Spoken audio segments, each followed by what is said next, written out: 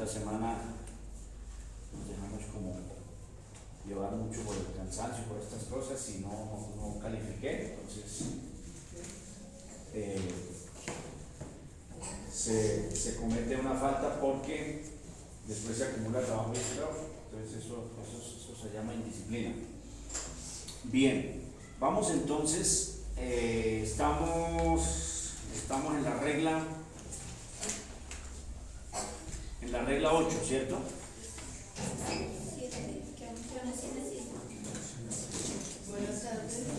Ok, la 7. Entonces vamos para la regla 8. El Señor Jesucristo les bendiga.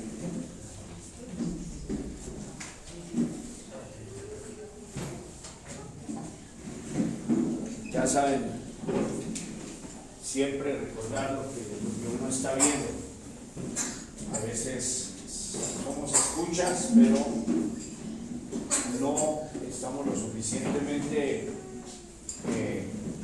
concentrados muchas veces en lo que se está viendo. Recuerden que estamos viendo reglas. Llega todo este grupo de niños como para la escuela dominical, imagínense. Escuela dominical con profecía batídica, dirán los niños, bien, reglas, que las reglas son para cumplirlas, que las reglas no son para violentarlas, sino son para cumplirlas. Una vida o cualquier cosa que hagamos sin reglas siempre concluirá en un perfecto desorden. Por lo general, el desorden lleva la falta de reglas. Cuando hay reglas de que en la mañana se tiende la cama, que la ropa sucia va a un lugar, que jamás se deja ropa interior en el baño, que no debo salir sin haberme cepillado, cuando se forman esas reglas de vida, entonces nuestra vida se vuelve organizada. Pero cuando somos desorganizados, ¿cierto? Que terminamos de comer, inmediatamente se lava la loza, sea que lo haga una sola persona o todos participemos. Siempre las reglas son para cumplirlas y no para violentarlas. Entonces, en la iglesia, por ejemplo, mire, son las 5:10 y pues espero que lleguen más personas, ¿no? Pero esa es una regla, llegar temprano, etcétera, etcétera. Son reglas siempre a cumplir. Entonces, estamos viendo las reglas que debemos tener en cuenta para el estudio de la palabra del Señor. Entonces, hemos visto 7 reglas. Tener en cuenta el sábado pasado la diferencia entre un proverbio y una ley. Entonces, que el proverbio tiene una expresión de sabiduría para aplicación en la vida, pero que la ley, si la ley dice 2 pasos adelante, son 2, no 2,5 ni 1.8 o 9, son 2. Entonces, esas son, por ejemplo, esa regla hay que tenerla en cuenta, no sea que resulte usted como los fariseos o yo como los fariseos, menoscabando el mandamiento y de pronto dándole virtud de ley a un proverbio que lo que quería expresar era sabiduría para aplicación en nuestra vida diaria, ¿cierto? Entonces toca tener cuidado al momento de estudiar y de aplicar. Ahora nos vamos para la regla 8, que es supremamente interesante, que es ley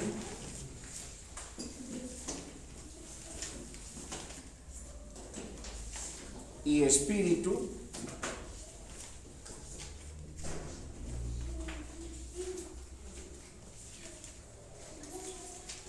de la ley. Y uno dice, yo no sabía que las leyes tenían espíritu. Entonces, resulta, hijitos, que la ley es como si fuera nuestro cuerpo. Sabemos que el cuerpo es visible, es palpable, con unas características específicas, el cuerpo de un animal o el cuerpo de una persona, características propias y características específicas. Ese es el cuerpo.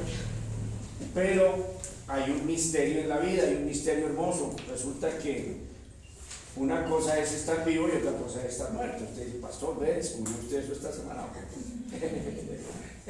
Bueno, a veces para explicar tenemos que volvernos así un poquito obvios, pero una cosa es estar vivo, otra cosa es estar muerto. Sin embargo, el cuerpo sigue siendo el mismo. Bueno, cuando muere hay un lapso de tiempo y se descompone y llegará a que ya no tiene carne, sino que quedan solo huesos. Sin embargo, en ese lapso de tiempo, un mes, lo que sea, es un cuerpo con las mismas características, así esté ya en algún estado un poco, diría yo, despreciable, porque no encontré otra palabra mejor, sigue teniendo ojos, boca, etcétera, etcétera. Y decimos nosotros por fe que es que nosotros tenemos un espíritu, confiamos, sabemos, tenemos la seguridad. ¿Ustedes han visto un espíritu? Si lo hubieran visto, entonces diríamos que no es un espíritu, que el espíritu no se ve, ¿cierto?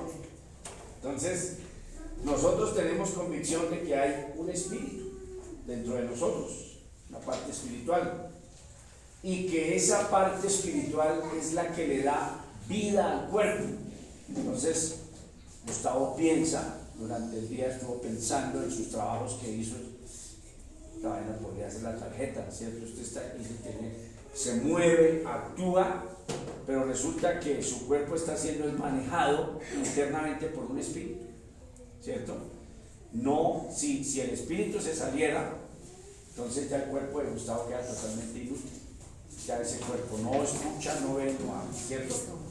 Entonces, esto es lo que se ha tratado de ilustrar aquí. Entonces, es la misma ley, esta es la ley, es la que ustedes leen. Entonces, de una vez comencemos con ejercicio, y una vez comencemos con ejemplo.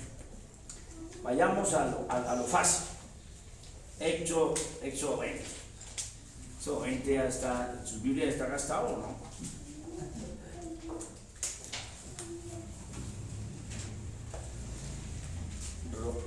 Pidamos al Señor que las personas no comiencen a desanimarse y a perderle carácter, porque eso es bastante triste. En mis 3 años de seminario, si fallé una vez fue mucho. Yo creo que si fallé una vez fue demasiado, 3 años. Nunca, porque es que usted tiene que ser disciplinado, y usted sabe lo que va a hacer ese día y puede quedarse lo que se quede.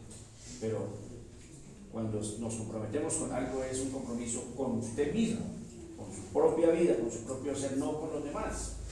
Porque, a ver, por ejemplo, ¿yo qué les puedo decir? De pronto una exhortación, de pronto alguna exhortación de que está mal, pero ponerme bravo, pues ya dicen, ve, él no se está comportando ya como un pastor, que está desencajado.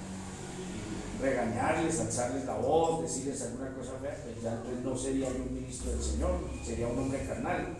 Entonces me entristezco, pero de ahí no pasa.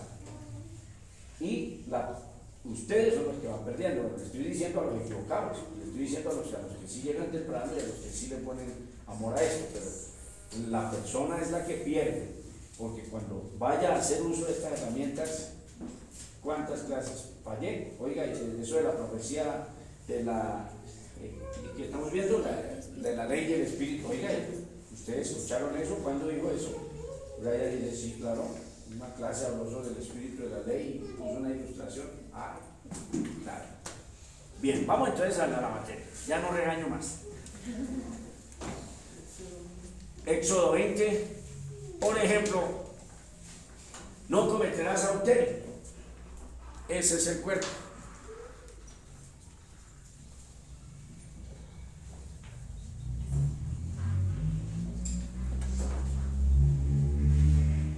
De una vez en el título estoy haciendo la gráfica. Eso no hay que complicarme, ¿cierto? Entonces, cuando ustedes abren las Sagradas Escrituras, se encuentran ahí tangible, visible, no cometerás adulterio. Mandamiento número 7, ¿cierto? Séptimo mandamiento, no cometerás adulterio. Este sería ¿qué? El cuerpo. Los fariseos se basaban en esto de la letra, pero no se percataban que para que este cuerpo tome vida, y aquí va a ser negativo, aquí va a ser negativo, pero también se puede aplicar positivamente. Entonces, el adulterio, el no, vamos a decir que el adulterio es el cuerpo, ¿cierto? Ese es el cuerpo, lo que estamos leyendo ahí. Pero para que haya adulterio, se necesitan unas acciones, se necesita algo que le dé vida a ese adulterio. Bueno, lo hemos ilustrado tantas veces en sermones que a veces caigo en eso de quererme poner a predicar aquí, pero bueno, vamos a disciplinarnos. Pero lo hemos ilustrado tantas veces. Nadie va por la calle, un hombre y una mujer van por la calle y de repente se miraban a los ojos y ay, yo me quiero quitar la ropa, metámonos acá en un ritmo. No, hay un proceso, inclusive hasta largo, de meses, un proceso largo hasta llegar al acto. Entonces, lo que vamos a descubrir es dar esa correcta aplicación tanto a la ley, El Señor no está diciendo que no le pongamos atención a la letra, porque las dos cosas son importantes, pero que nos fijemos que para llegar a esto hay un espíritu para llegar a esta situación. Bien, entonces nos vamos a un ejemplo. Voy a hacer una lectura acá y nos vamos ahora sí a colocar tanto cuerpo, y eso nos lo enseñó el Señor Jesucristo. O sea, esto no es que unos hombres brillantes con unas capacidades tremendas se percataron que había eso. No, Cristo, la misma palabra es la que da todas esas pautas. Entonces nos vamos a colocar espíritu y ley, espíritu y ley, o sea, cuerpo y su espíritu, para que nos percatemos entonces cómo debemos darla, o sea, qué es lo que hay que combatir, por ejemplo, en nuestra vida personal y en la enseñanza. Decir a las personas qué es lo que deben combatir. Entonces, hay un proceso para llegar al adulterio, hay un proceso. No hay que combatir como tal el adulterio, hay que combatir ese proceso, esos pasos que se dan para allá. Si usted ha cortado los pasos, usted va caminando hacia la Caracas, si le cortan las piernas, usted dice, pastor, pero no voy a poner un ejemplo un poquito más, dice mi estadito, no voy a poner ejemplo con un carrito que le pincharon las 4 ruedas. Entonces, sigamos trágicos. Si nos cortaron las piernas, ¿qué pasó? No llegó a la Caracas. Entonces, de eso es que se trata, porque los fariseos eran campeones en la letra. Se olvidaron del espíritu de la ley. Todos conocemos la reputación de los fariseos en el Nuevo Testamento. Eran muy escrupulosos respecto a guardar la ley en forma literal, mientras se burlaban su espíritu constantemente, burlaban el espíritu de la ley constantemente. Existen historias de israelitas que estiraban la regla de no poder viajar grandes distancias en el día sabático. Astutamente alargaban sus propios viajes sabáticos. Espero que estén comprendiendo esta lectura. Los rabinos establecieron el viaje sabatino. Los rabinos establecieron que el viaje sabatino se limitaría a una distancia determinada, midiendo a partir del lugar de residencia de cada persona. Entonces, ¿cómo hacemos para saber cuánto se puede caminar en un día de sábado? Los fariseos en concilio estaban para hacerle caso a la ley, para no violentar la ley de Moisés, porque la ley de Moisés era algo tan sublime que no había que violentarla. Pero ¿cómo sabemos cuánto hay que caminar y cómo se hace si usted está, no sé, en un desierto? ¿Qué hace? Entonces pusieron como norma: siempre se tomará el punto de partida desde su lugar de residencia. Entonces Brian allá donde vive, Gustavito donde vive, Leosita donde vive, a partir de ahí, ¿cierto? Esa era la regla que ellos tenían. No sé cuántos metros, no sé si era 1 kilómetro, algo así, en este momento se me escapa. Hay muchos datos que se van de mi mente. Digamos que era un poco más de 1 kilómetro, ¿cierto? 1100 metros, vamos a ver. Entonces había que medir 1100 metros desde esta casa calcular los 1100 metros. Imagínense toda esa complejidad, ¿no? Para uno, imagínense ir contando los pasos, no, definitivamente. Bien, entonces desde el lugar de residencia, ¿cierto? Ahí vamos. A una distancia midiendo el lugar de residencia de cada uno. Por lo tanto, si un legalista quería viajar a una distancia mayor a la establecida por el día sabático, entonces el mico, ¿han escuchado que en el Congreso le colocan micos a las leyes? Y que dice que esa ley tenía un mico. Como no sabemos, no somos abogados ni sabemos de leyes, pero cuando hablan de mico es que sutilmente le han colocado una frasecita a un renglón para poderla incumplir. Y uno dice, ¿hacen eso? Sí lo hacen. Entonces está la ley y le colocaron ahí una cosita para poderla incumplir. Y resulta que ya todo el mundo, entonces cuando hay una demanda, los abogados se agarran de la frase. Y después les preguntan, ¿y por qué? Dice, porque es la interpretación, ¿cierto? Cuando dicen, por ejemplo, de la casa por cárcel, de vencimiento de términos, que no sé qué, cuando le explican a los grandes, cuando le piden a los grandes juristas que expliquen, ellos dicen que es la interpretación de cada juez. Luego resulta que es que la ley ya un mico. Entonces, los fariseos fueron los primeros que se inventaron los micos. Bien, entonces si ese legalista quería viajar a una distancia mayor a la establecida para el día sabático, durante la semana, él o un amigo viajero depositarían su cepillo de dientes. Esto es una ilustración, de repente en el tiempo no había cepillo de dientes, pero es una ilustración, o algún otro artículo personal debajo de una roca a diferentes intervalos esparcidos. De esta manera los legalistas tenían una residencia técnicamente establecida en cada lugar.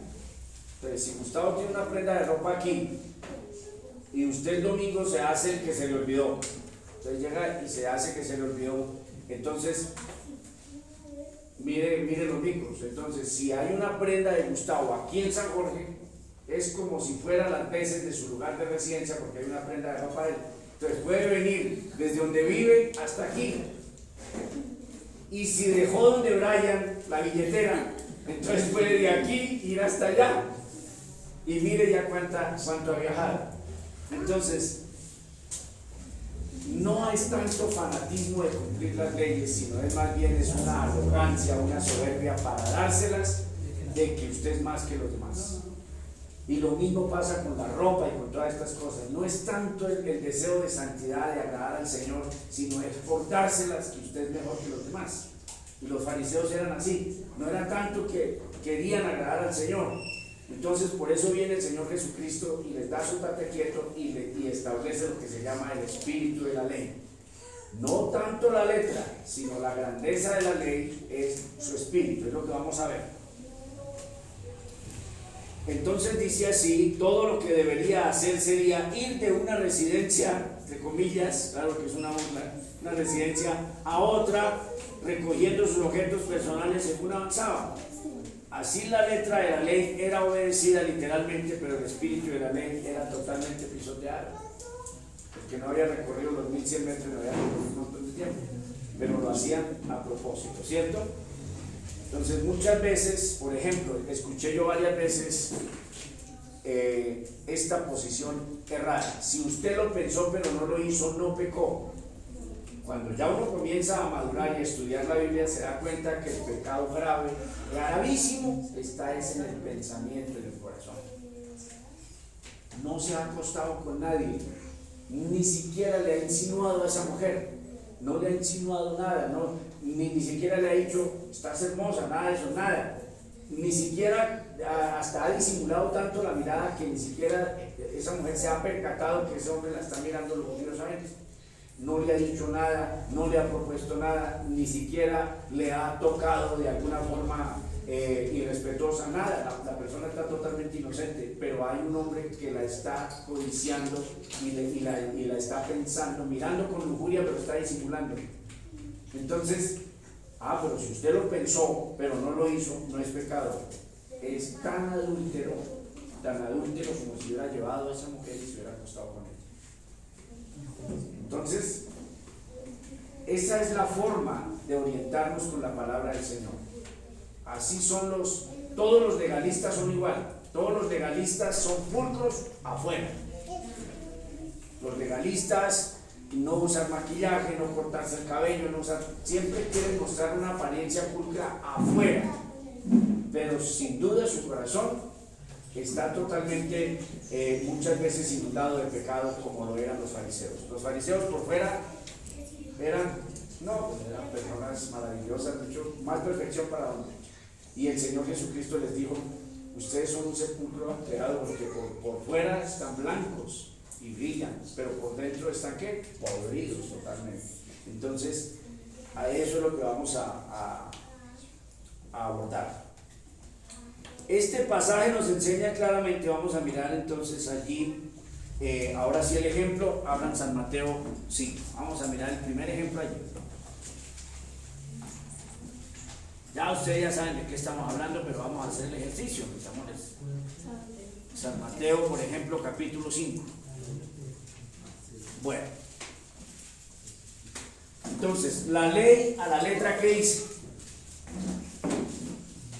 La ley a la letra, ¿qué dice? No, como acá es adulterio. ¿Qué es adulterio?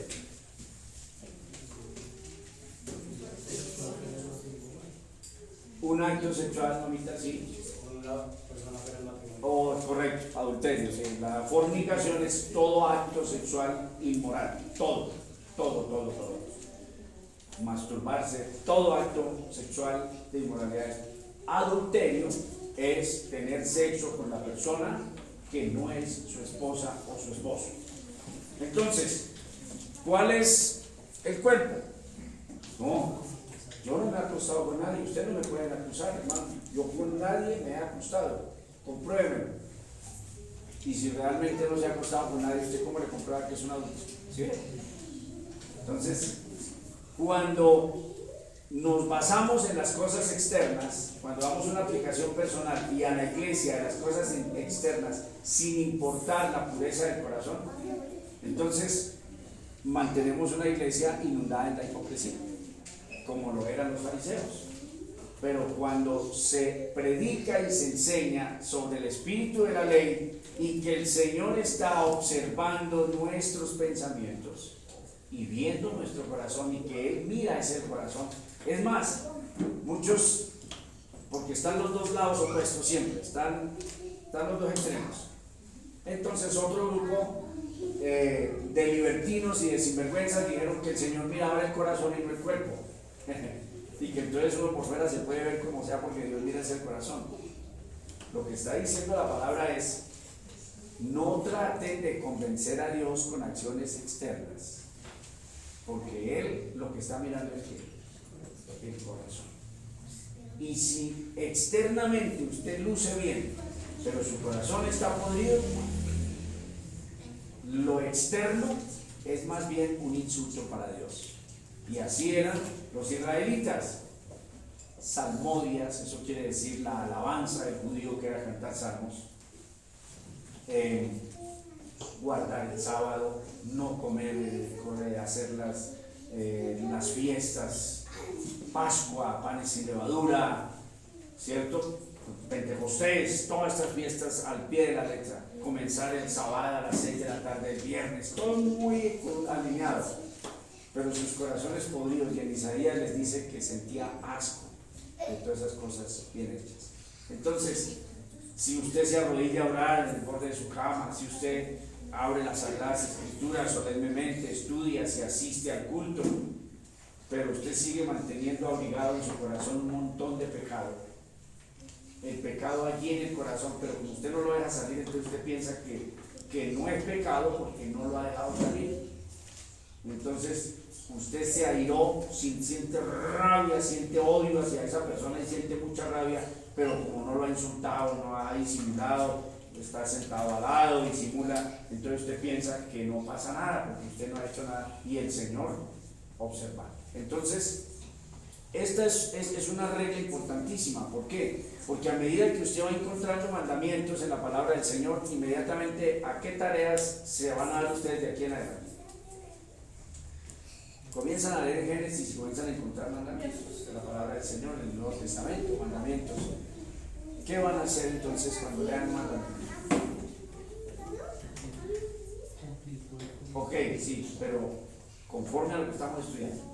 Ver el espíritu. Ver, encontrar el espíritu de ese mandamiento y centrarse en las dos cosas, pero principalmente ¿cuál? El espíritu, porque el cuerpo es importante, hay que bañarlo, hay que organizarlo, todo eso, pero cuando se le vaya el espíritu al cuerpo, ¿qué? Bañado. Si era un joven musculoso, jovencito de 30 años, pero se murió, pues por más simpático que haya sido, ya su cuerpo se va a descomponer. Entonces, así es la palabra del Señor. Cuando usted tiene un cumplimiento externo, no sirve de nada, porque el punto de partida, el epicentro del pecado, no ha sido tocado. Entonces, este punto es más como una enseñanza para nosotros, una aplicación personal para mí, para todos. Que el Señor nos ayude a ser sinceros con el Señor.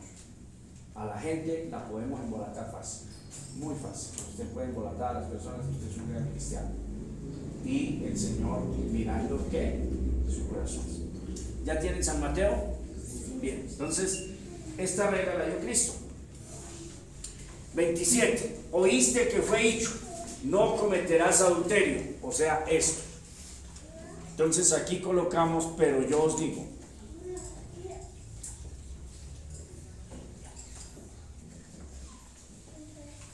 Viene ahora el espíritu aquí, lo vamos a colocar acá. Entonces, ¿qué fue lo que dijo el Señor? Pero yo os digo. No cometerás adulterio. Ok, pero yo os digo. Pero el Señor dijo que cualquiera que mira a una mujer para codiciarla Ya adulteró. Entonces, corazón, mirada. ¿Esto equivale a qué?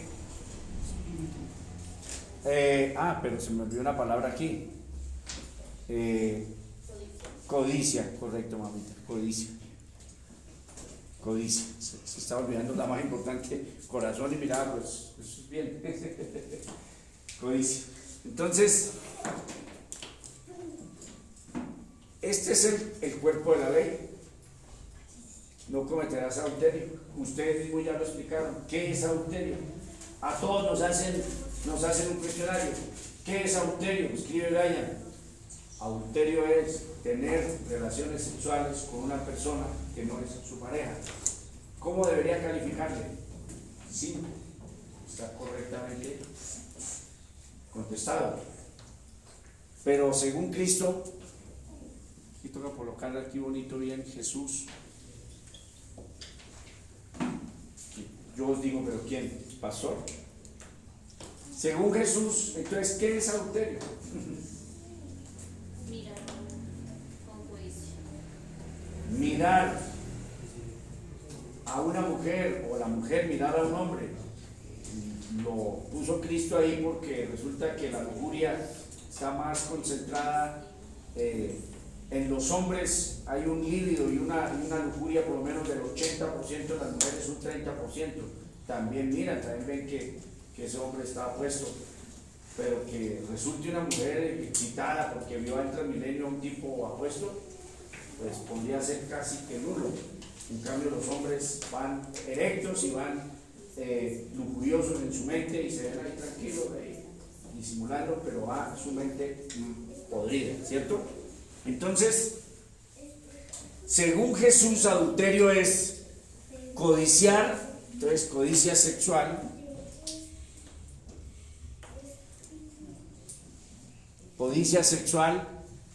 y tiene punto de partida ¿dónde? El corazón. Y se concreta el adulterio ¿con qué? Con la mirada. Sí, se da carajo. O sea, ¿qué? ¿Cuántos adúlteros hay? ¿Sí ven? Entonces, esto es lo que hay que prestar atención. Vamos a poner entonces el siguiente ejemplo. El siguiente ejemplo.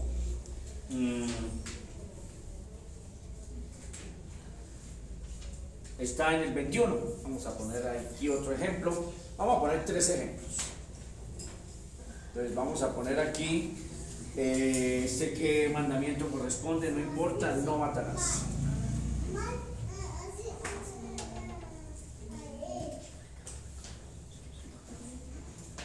No matarás. ¿Este es qué? Cuerpo.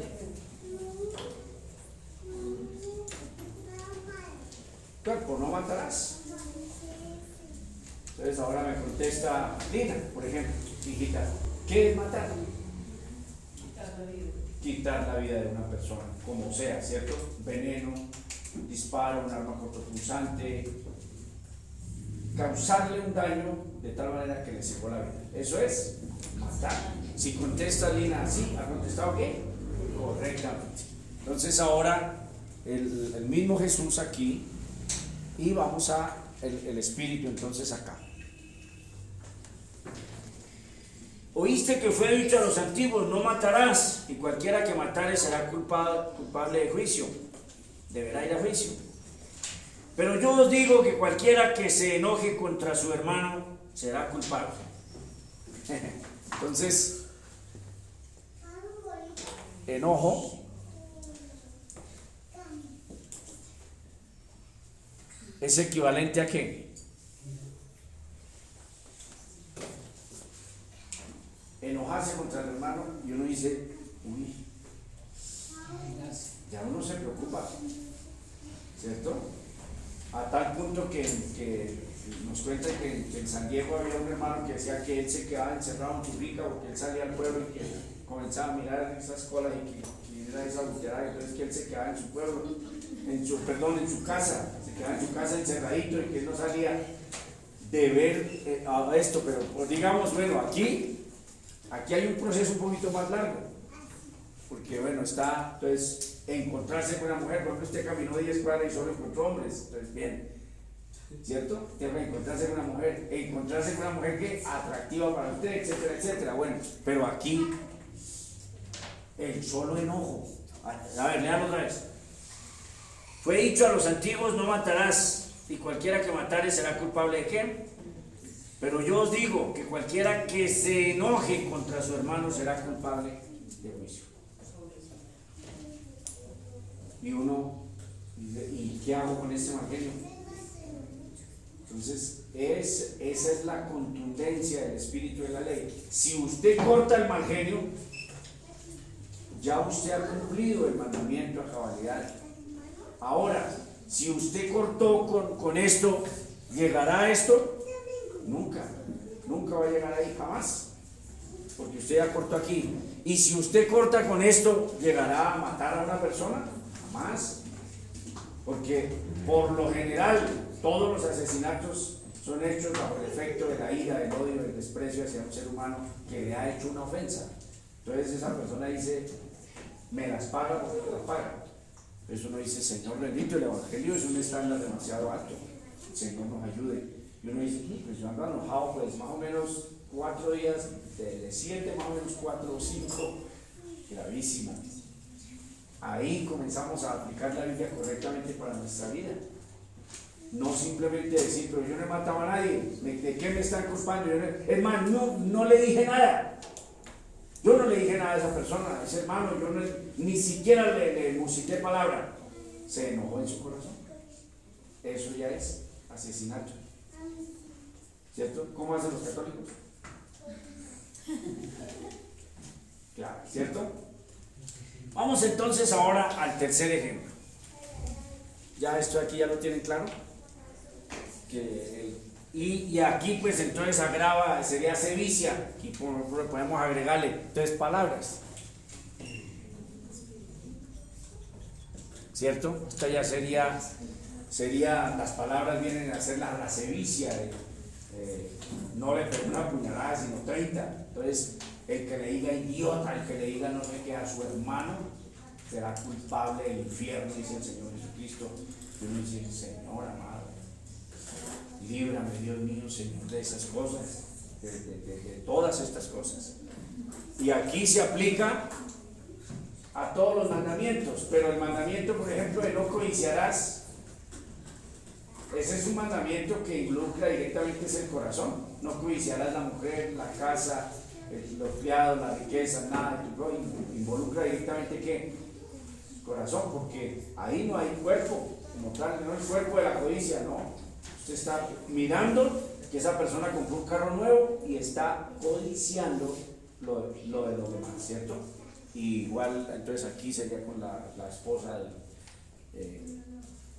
del prójimo. Bien, nos vamos a un ejemplo. ¿Por qué? Porque lo practicamos en nuestra iglesia. Si no lo practicáramos aquí, pues no habría necesidad de otra cosa. Pero aquí lo llamamos a la práctica y con la ayuda del Señor lo seguiremos practicando.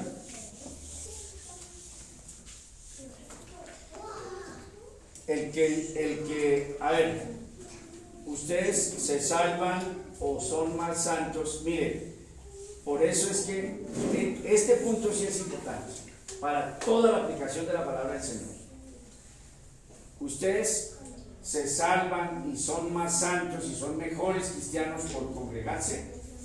Piensen un poquito. No. Entonces no nos congreguemos. ¿Sí ve? Si usted dice que usted no es ni buen cristiano, ni mejor cristiano, ni etcétera, etcétera, por no congregarse, y entonces no se congrega, quiere decir que de plano no es nada cristiano. Entonces, el espíritu de congregarse, entonces ahora usted le coloca debo congregarme, ese es el cuerpo, estar aquí presente los domingos para orar al Señor, ese es el cuerpo, ¿cierto? Y debo venir, y es mi obligación venir, como por ejemplo el no matarás. Entonces desde que no pase esto puedo llegar a esto. No, no, porque lo que corta, este es el inicio y usted cortó aquí para no llegar aquí, pero jamás llegaremos aquí. Entonces muchas personas dicen nadie se va a ir al cielo, pues así contestan, que yo los he escuchado, no estoy exagerando. Nadie se va a ir al cielo por ir a culto. Hay mucha gente que va a culto todos los días y se va al infierno. El que habla de esa manera refleja que no es cristiano, en absoluto. Pero ¿cuál es el espíritu entonces de congregarse? Ahora sí, entonces le coloco el espíritu a ese de estar tangible yo aquí parado. Estoy acá y levanto mis manos, cierro mis ojos, hago oración, canto al Señor con alegría. ¿Cuál es el espíritu de esa acción? Que de mi corazón debe venir en santidad, que debo amar a mis hermanos que me están rodeando en ese momento, que debo estar ahí con mi mente, con mis sentidos, adorando a mi Señor de corazón, para que tenga sentido lo que estoy haciendo. Porque si vengo a congregarme, pero guardo rencores, no estoy sinceramente, vengo es porque ya llevo 2 domingos seguidos sin venir, entonces el tercero el pastor, entonces voy a ir y entonces me hago acá. Eso es lo que tenemos que entender, con esa regla importantísima del estudio de las Sagradas Escrituras. Entonces, para buscar un equilibrio, mandamiento, busco el Espíritu. Eso es lo que van a hacer ustedes. Mandamiento, inmediatamente busco el Espíritu. No lo van a encontrar siempre ahí escrito, pero ustedes sí lo van a poder cotejar, indudablemente. No siempre estará el ejemplo como el de Mateo. Fue dicho, Éxodo 20, no matarás. Yo digo, pues no van a encontrar en todos los mandamientos eso, pero todos, el 100% de los mandamientos tienen un espíritu. ¿Quedó claro? Todos. Entonces, 1 Corintios, porque lo practicamos nosotros, 1 Corintios 11. Vamos a descubrir allí entonces el espíritu de ese mandamiento. Hay hermanitos y hermanas que se ponen bravísimos cuando, muy bravos, cuando de pronto el pastor Pedro se levanta y dice que donde en la Biblia está de que hay que llevar la cobertura a las 24 horas, que no está escrito, y que debemos hacer énfasis en la asamblea según el contexto de Corintios, pero se ponen las personas supremamente bravas. Y por ejemplo, lo digo con amor, en el concilio pasado una persona violentó y pisoteó el cubrimiento porque se paró a increparme, siendo mujer, se paró a increpar a un pastor. Es decir, tiene aquí puesto y desconoce el espíritu de lo que lleva aquí arriba. ¿Sí ven lo grave? Y en la casa se vive eso. Entonces, la esposa trae cobertura a la iglesia y en la casa, entonces, le habla de cualquier manera a su esposo, no se sujeta a su autoridad y sin embargo cree que agrada al Señor porque la lleva aquí, porque desconocemos el espíritu. Entonces, atención. Os alabo. 1 Corintios 11:2. Porque el 11 debía haber comenzado en el verso 2. Os alabo, hermanos, porque en todo os acordáis de mí y retenéis las instrucciones tales como las entregué. Esta era una iglesia complicada, no porque la está regañando, pero aquí la está alabando. O sea, la iglesia de Corinto también tenía virtudes. Somos difíciles. La iglesia de San Jorge tiene problemas serios, pero también tiene grandes virtudes. Y así sucesivamente donde vayamos encontramos esas. Porque aquí los está alabando. Dice los alabo. Bien. Pero quiero que sepáis, cuando dice pero, está diciendo que tenían problemas con esto. Los alabo en que las instrucciones que yo doy, ustedes las siguen al pie de la letra. Pero, en lo que quiere decir que en lo que vamos a leer, la iglesia corintiana estaba fallando. ¿Listo? Entendamos eso. La instrucción que viene es porque estaba fallando, ese pero. Os alabo porque ustedes son juiciosos en seguir las instrucciones, pero, entonces, siempre que hay un pero, ¿cierto? Todo está bien, pero les faltó ortografía. Está bien hecho el trabajo, pero faltó ortografía. Está diciendo que respondieron bien, que hicieron el trabajo, pero que la ortografía era pésima. Está diciendo Pablo, ustedes siguen las instrucciones juiciosos, pero en cuanto a la sujeción de la mujer al varón y eso, están fallando. Voy a explicarles, dice Pablo. Dice así, pero quiero que sepáis que Cristo es la cabeza de todo varón y el varón es la cabeza de la mujer. Entonces, cabeza. Vamos a hacer esta gráfica, ¿cierto? Pablo comienza a plantearlo de esta manera. Entonces vamos a hacer este ejemplo así. Dios, póngale ahí Dios Padre, ¿cierto? Ponga acá Cristo, ponga acá varón. Una feminista ve esto y me lincha de una vez. Mujer. ¿Qué se están creyendo estos? ¿Es un cabeza de quién? ¿Será cabeza de su abuela? ¿Quién dijo que esto es cabeza mía? Bien. Pablo lo plantea de esta manera. ¿Listo?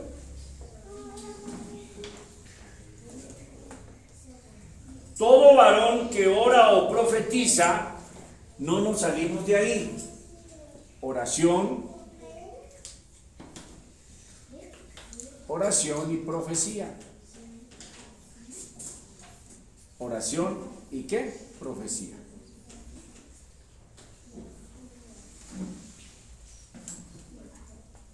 Oración y profecía. Todo varón y Cristo la cabeza de todo varón y el varón la cabeza de la mujer y Dios la cabeza de Cristo, así como está aquí. Todo varón que ora o profetiza con la cabeza cubierta afrenta su cabeza. Entonces, el varón que hace esto, aquí ponemos afrenta. Cuando el hombre se pone algo en su cabeza, sea un gorro, lo que sea, para orar o profetizar, ¿a quién afrentó? ¿Quién? A Cristo. Ok, entonces la afrenta es ¿para quién? Para Cristo.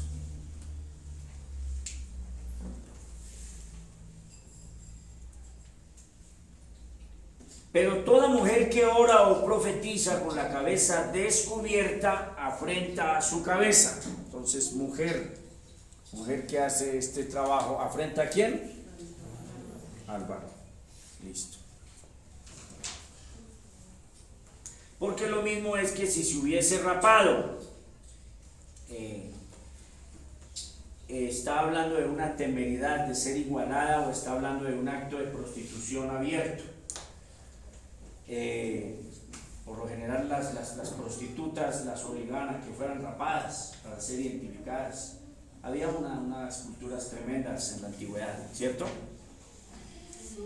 Porque si la mujer no se cubre, que se corte también el cabello, y si le es vergonzoso a la mujer cortarse el cabello o raparse, entonces ¿qué?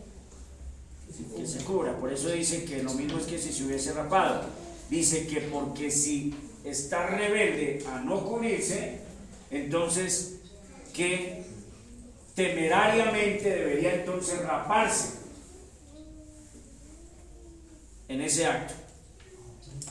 Pero que como le es vergonzoso ir rapada porque es identificada con una prostituta, entonces, ¿qué es lo correcto? Cubrirse. Está dándole esa explicación. Da el consejo. ¿Por qué? Porque el varón no debe cubrir la cabeza, pues es imagen y gloria de ¿quién? Pero la mujer es gloria de ¿quién? Del varón. Todo lo está explicando bien. O sea, si uno no entiende esto tan sencillo, muy desglosadito.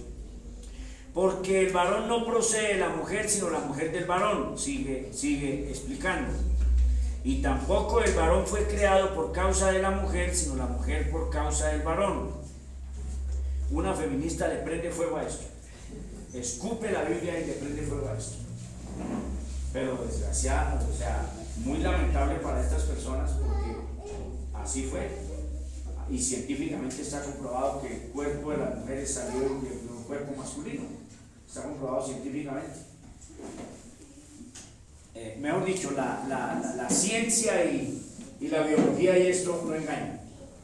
O sea, en el cuerpo nuestro está, como lo he explicado, está la materia prima para sexo masculino y sexo femenino. Si se necesita que haya una mujer, se necesitará de un espermatozoide masculino que vaya cargado con cromosomas X para que haya una mujer. Y la mujer tiene su óvulo neutro. Según el cromosoma que fecunda el óvulo, así mismo es. Ya lo he explicado muchas veces, pero pues sí, no se molesten conmigo por volverlo a explicar. ¿Listo? Y tampoco el varón, bueno, verso 10, por lo cual ¿qué? O sea que por lo anterior, por todo lo anterior, ¿desde dónde? Desde que la mujer es gloria del varón, que el varón, la mujer procede del varón, que la causa de la creación no fue el varón por la mujer, sino la mujer por causa del varón, etcétera, etcétera. Por eso que ha explicado anteriormente, por lo cual la mujer debe tener una señal de ¿qué? Entonces, el cubrimiento es que ¿una qué? Una señal. Este es el cuerpo. La señal tangible, es una tela, se ve, se toca. Esta es la señal. La señal del espíritu de algo que no veo yo, que no estoy viendo. Entonces, esa señal, pero es una señal de ¿qué?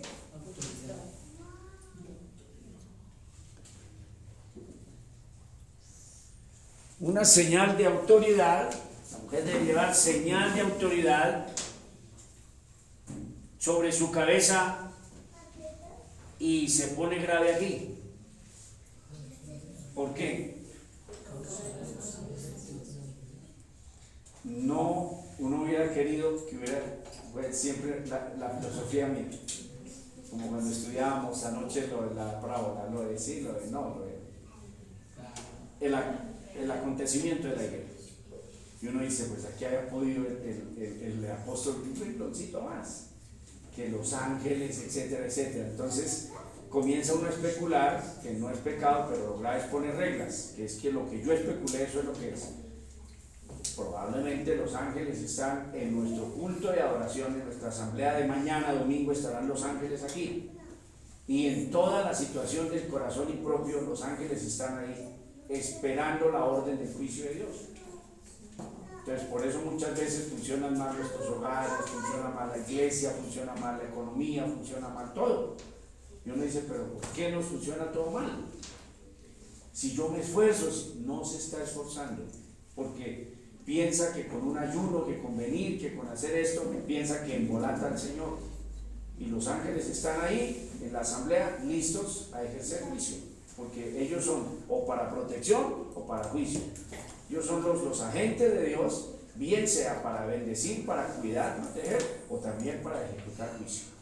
Y eso está comprobado en angeología, que esa es una materia de la teología, donde desde Génesis y Apocalipsis se aborda el tema de los ángeles, y aquí aparecen los ángeles, el apóstol. Muchos dicen, no, es que no está hablando de los ángeles, sino está hablando de los pastores. Pues, no sé, que por causa mía no me convence mucho. A mí me convencen más los ángeles, y los grandes teólogos han concordado que son los ángeles de Dios, las criaturas ángeles. Amén. Debe tener señal de autoridad sobre su cabeza por causa de los ángeles.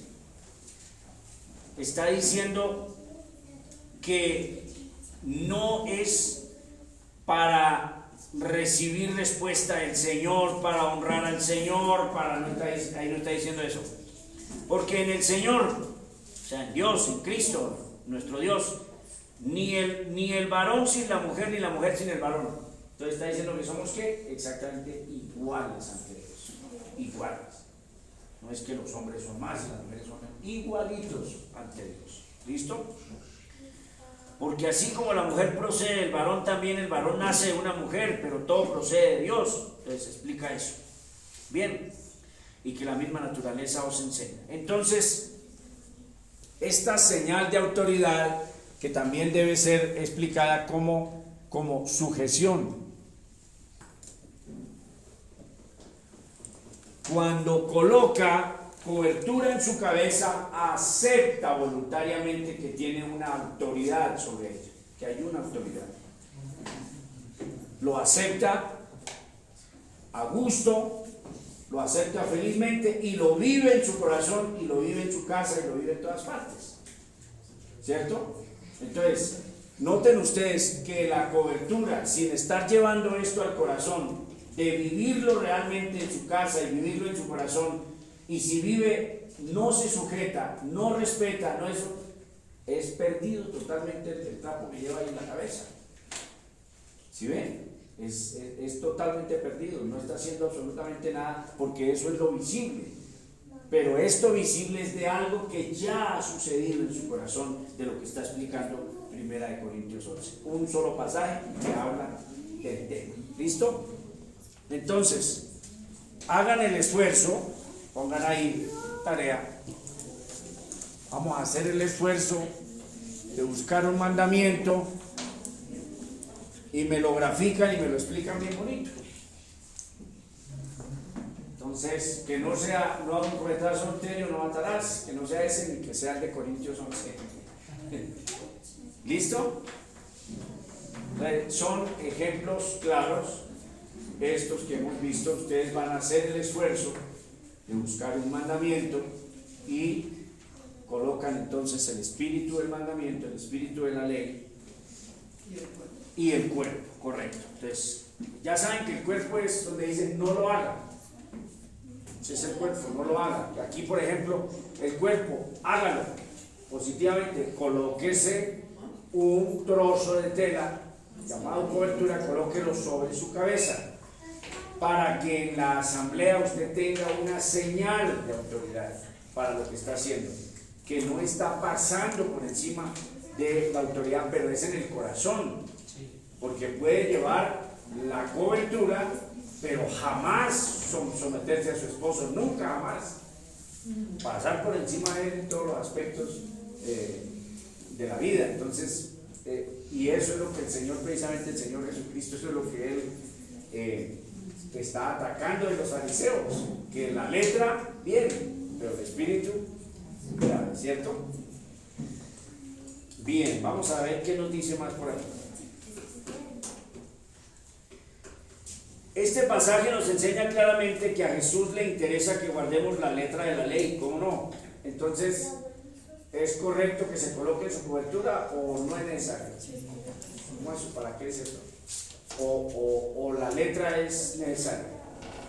A ver, si concluimos que no cumplimos la letra, entonces ahí sí es peor, ahí sí es una cosa más grave, porque dice, yo lo maté, pero no sentí en mi corazón matarlo. Yo adulteré, pero no, en mi corazón no había adulterio, no había codicia de nada. Eso sí sería una defecio horrible ya. Entonces, no, yo me sujeto a mi esposo y no necesito eso. Entonces, eso se llama rebeldía. Si la Biblia dice que debe, en la oración y en la profecía, debe llevarlo, hay que llevarlo. Esa es la letra. Pero llévelo a su corazón, que es verdad, que en su casa y permanentemente usted guarda un respeto, como le ordena San Pablo, guarda un respeto a su esposo como que es la cabeza de su hogar y que hay que guardarle un respeto, una instancia, un respeto especial a esa persona porque se lo ordena el Señor, ¿de acuerdo? Y usted corrobora con la obediencia del cumplimiento, ¿cierto? Bien. Jesús está interesado en que guardemos la letra de la ley. No es importante meramente la letra, sino que la más pequeña letra o trazo debe ser guardada y obedecida. Como lo dijo Jesús, ni una iota, ni una tilde perecerá de la ley. Pero Jesús va más allá de la letra y se interesa por el espíritu. Él no pone el espíritu en contra de la letra, jamás. Nunca usted encuentra que el espíritu va a contradecir el mandamiento, eso no lo va a encontrar nunca. Sino que añade el espíritu a esa letra. Aquí está la clave. Porque os digo que si vuestra justicia no fuere mayor que la de los escribas y los fariseos, no entraréis en el reino de los cielos. Tremendo, ¿cierto? Y la justicia de esta gente, el estándar de esa gente era altísimo. Los fariseos se percataron de la letra. Los cristianos debemos percatarnos de la letra y del espíritu, de las dos cosas. Jesús pone este prerequisito para la entrada a su reino. No es solamente externamente poner en práctica la Biblia. Hay una anécdota. Hay una anécdota de un niño, o varias anécdotas de niños y reflexiones sobre la ocurrencia de los niños que es espontánea. Entonces, la profesora decía que deberían todos ponerse de pie ante el himno nacional. Entonces, todos de pie, entonces todo el mundo de pie. Y el niño quedaba sentado, así, odioso. Niño, que se pare, tenemos que respetar los símbolos patrios. Y ahí se queda. Entonces ya lo amenaza de expulsión y de castigo y del asistente y todo eso. Y entonces ya lo que ya se vio como asustado, entonces se paró y dijo, pues estoy parado en mi cuerpo, pero en mi corazón está sentado. O sea, que él se paraba para eso, pero que él estaba sentado en su corazón. Entonces note que la espontaneidad de un niño, ¿cierto? En otro caso curioso es que ponen a un niño a que dirija la oración. Está el niño ahí involucrado con los adultos, pastores, y hay un niño de cierta edad, está ahí en medio, no pasa nada, eso no es ninguna cosa mala. Entonces se le hace bien a un pastor decirle, hijo, dirígenos la oración. Y entonces él comienza a decir, Señor Jesucristo, yo te pido, Señor, que, a pedirle al Señor Jesucristo y pedir al Señor Jesucristo, y entonces le dice el pastor cuando termina, hijo, recuerda que se le debe orar al Padre en nombre del Señor Jesucristo, le está dando la instrucción. Le dice el niño, pero yo no le estaba orando a usted, yo no estaba orando para usted, yo estaba orando para el Señor.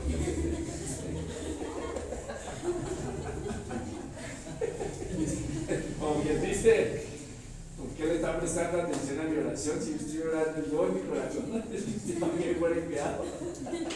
No le estoy orando a usted, estoy orando a Cristo. Los niños son ocurrentes y salen con unas reflexiones, miren, sí que lo ponen a pensar, ¿cierto? Y el Señor entonces nos dice que debemos prestarle atención a esta regla. Entonces, un mandamiento nada más, no estoy diciendo un ejercicio de no sé cuánto, pero entonces van a buscarlo y bien piensen primero, no sean apresurados, reflexionen y que sea convincente aquello del Espíritu. ¿Listo? Ustedes dirán, bueno, yo voy a tomar otro de los 10 mandamientos. Pues puede ser, o sea, se lo acepto, pero si usted va a algún otro pasaje de las Sagradas Escrituras donde hay un mandamiento específico, entonces, por ejemplo, así como una ayudita así, por ejemplo, que hay que ofrendar, que hay que diezmar. Entonces, usted trae su plata y usted saca su plata y la echa allá, pero usted realmente no siente el gozo de echar el dinero allá, ¿cierto?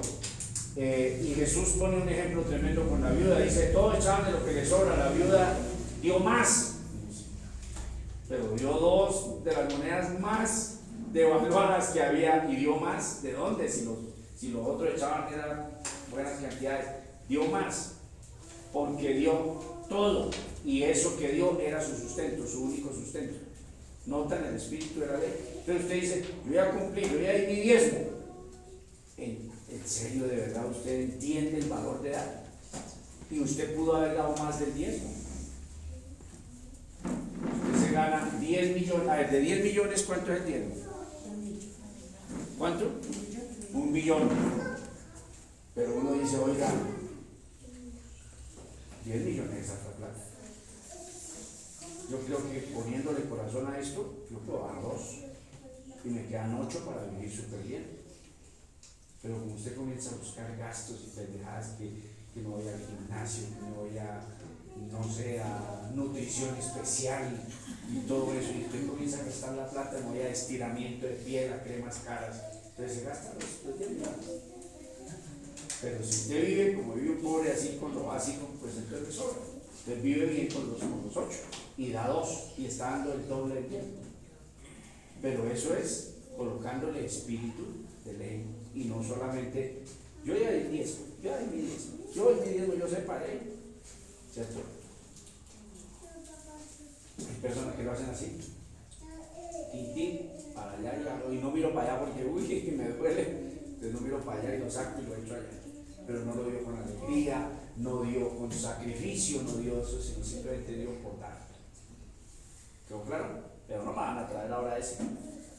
No, pastor, usted dijo que una ayuda. Bueno, nos vamos ahora con la novena o la décima.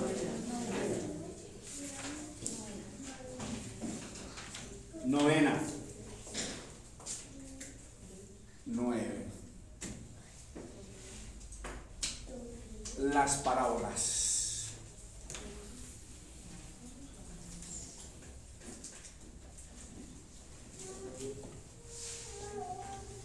Ay, Señor bendito, las parábolas.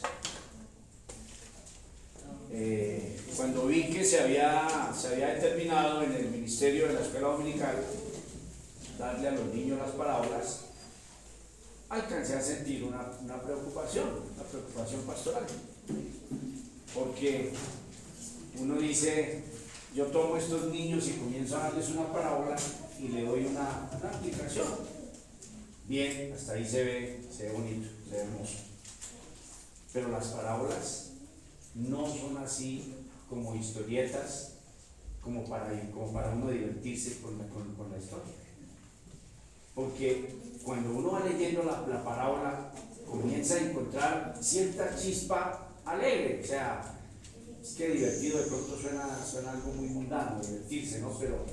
Pero a ver, un padre de familia, ¿cierto? Y tenía 2 hijos, etcétera, etcétera, y usted ve como muy divertida en el buen, en el sentido sano. Muy divertida esa historia en que desemboca: un padre tenía 2 hijos, el menor pidió la herencia, se fue, etcétera, etcétera, y volvió y se hizo una fiesta y mataron un cordero, y el hermano mayor se puso, usted ve una historia muy llamativa, muy viva, pero eso es tan profundo, las parábolas son tan tremendamente profundas que toca abordarlas con responsabilidad, con mucha responsabilidad, con mucho cuidado. Bien, vamos a ver qué nos dice acá.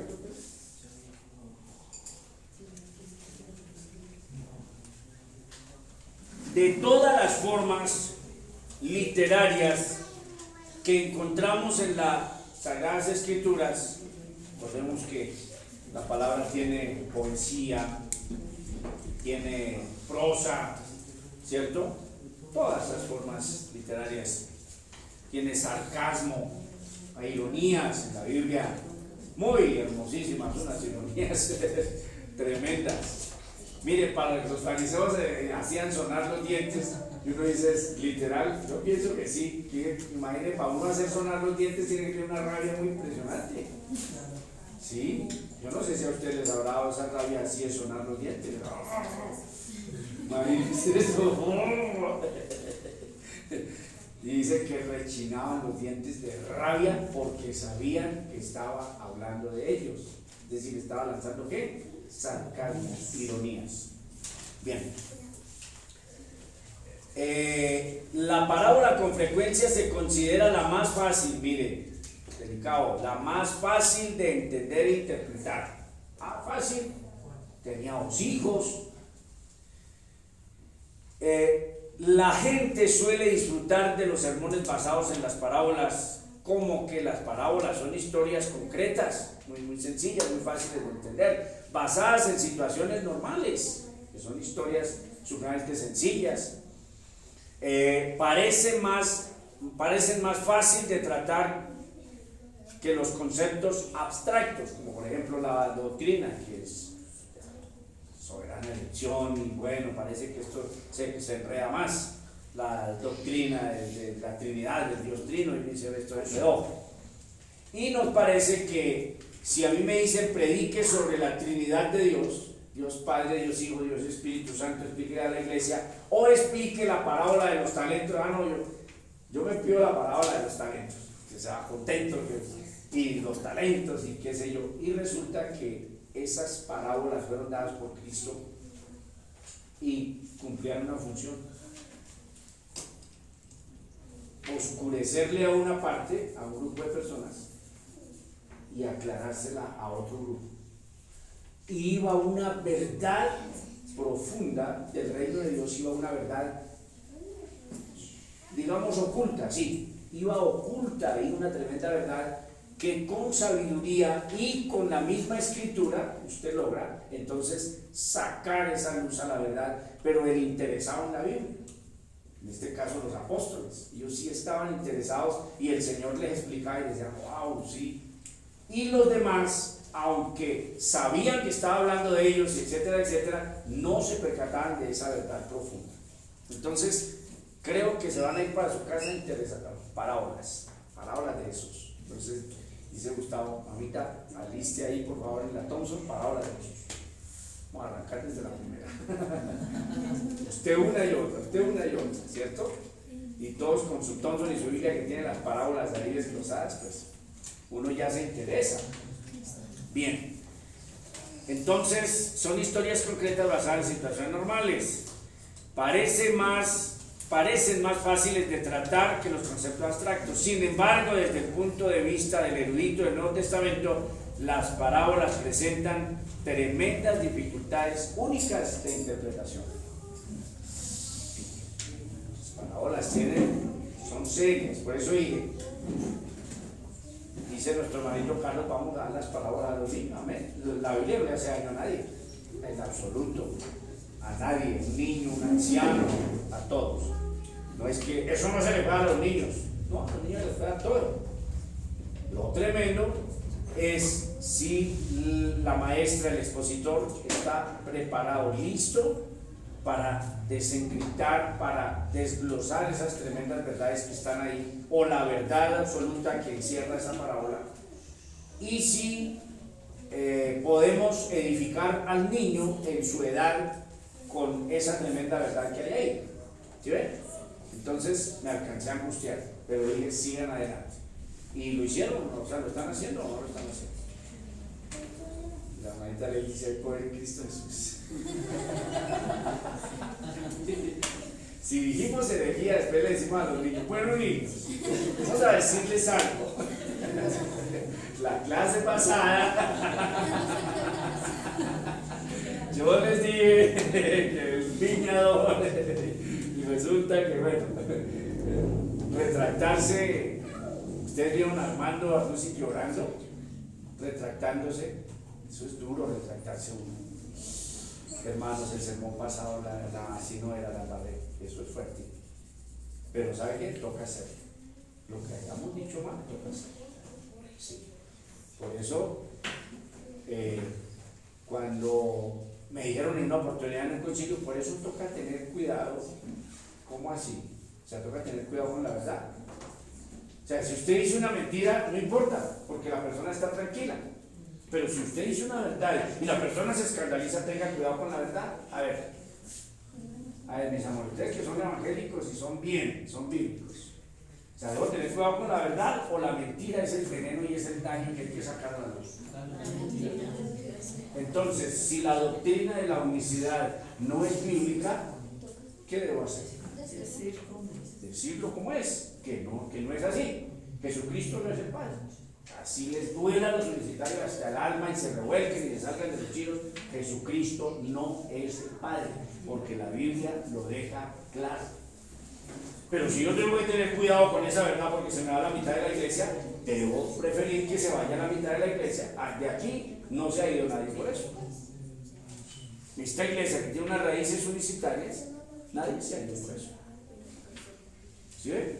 Usted tiene que entregarle al Espíritu Santo esa responsabilidad. Es decir, me responsabilizo y le entrego al Espíritu Santo que Él me dé la capacidad de lo que quiero decir, de decir esa verdad. Pero, ¿cómo le va a ocurrir que tenga cuidado con la verdad?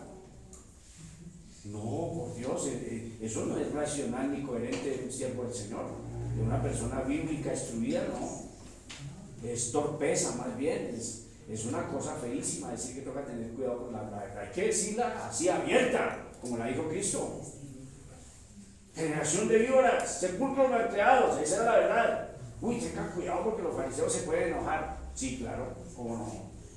Y hay que decir la verdad. Pero con la mentira, tenga cuidado con la mentira, porque así es un veneno mortal. ¿Listo? Bien. Entonces, preocupación con parábolas. Entonces yo le dije a hijita y la parábola.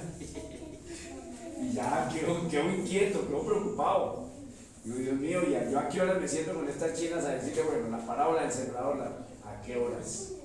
Tremendo. Bien. ¿Qué es tan difícil acerca de las parábolas? Esa sería la primera pregunta. ¿Qué es lo que es tan difícil? ¿Por qué no se puede simplemente ser presentadas e interpretadas así?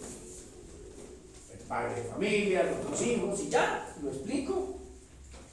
Y le sale un buen sermón del hijo pródigo, que eso está mal, eso no se llama, no debería llamarse el hijo pródigo. Ese es el padre y los dos hijos. ¿Cómo le va a poner hijo? Luego la parábola nombra de un hijo pródigo o de un padre que tenía dos hijos, y ahí con todos los protagonistas hay enseñanza. Entonces, si ven que somos apresurados a dar títulos, el hijo pródigo ya se murió así, eso ya murió así. La oración del Padre Nuestro ya se quedó así. No debe llamarse así, debe llamarse la oración modelo de los discípulos. Pero ya eso quedó así, eso ya se bautizó así. Eso ya, por ejemplo, Lolita ya quedó Lolita, ya así ya una ancianita de 90 años, vamos a llamar a que Lolita. En su sepelio, pues yo ya no estaré, hijita, para nuestra hermana Lola, que fue una gran sierva del Señor, se convirtió muy jovencita, ayudó a la iglesia. Digo, no van a decir el nombre, sino van a decir eso ya quedó así. Así son las parábolas, eso ya quedó así. Bien, Entonces, ¿cuál es el problema? Hay varias respuestas a estas preguntas. Lo primero que vamos a resolver es la intención original. Eso es lo primero.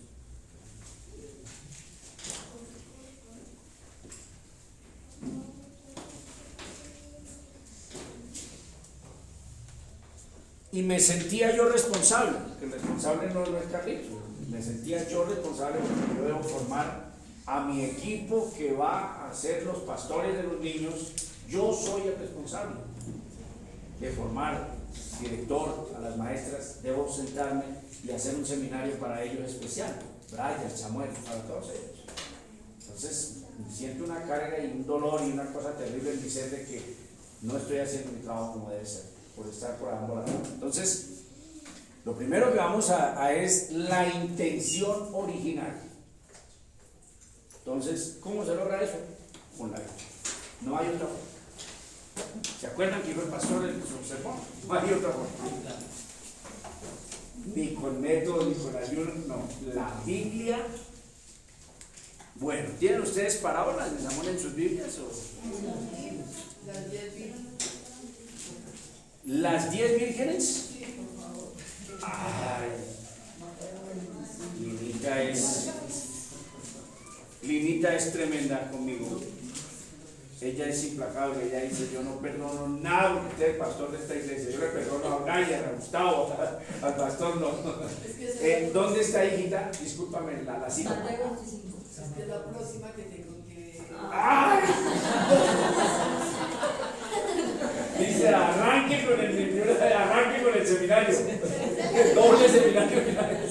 Seminario para formación de profesores de escuela dominical. Claro, yo estoy muy angustiado, pero en la iglesia la dirige el Señor. Yo me angustio por mi responsabilidad. Mire, yo tengo tanta paz de que Linita, mi hija, Lenita, no van a decir cosas terribles por allá con los niños. Yo estoy seguro que ellas oran y han sido adoctrinadas y han sido formadas acá, entonces no van a salir por allá con una cosa rara. Yo tengo paz, pero quiero que sea más eficaz, que el trabajo sea mucho más eficaz, más grandioso en lo que están haciendo. Pero que yo desconfíe de ustedes, hijitas, que van a decir por alguna barbaridad. No, mi corazón tiene paz, el Señor las capacita. Pero lo que dice mi vida, si hay preocupación de que uno quede superficial. Entonces, Mateo 25, ¿cierto? Debería saber que Mateo 25 eso no se olvida. Bien, vamos a ver entonces. 25.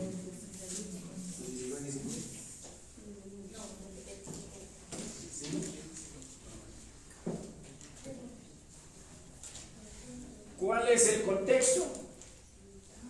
¿Cuál es el contexto?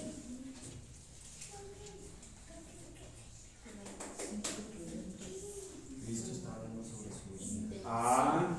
Ok. ¿Contexto cuál es? La venida de Cristo. Ese es el contexto. Bien. Y como está hablando de su segunda venida, eso se llama escatología.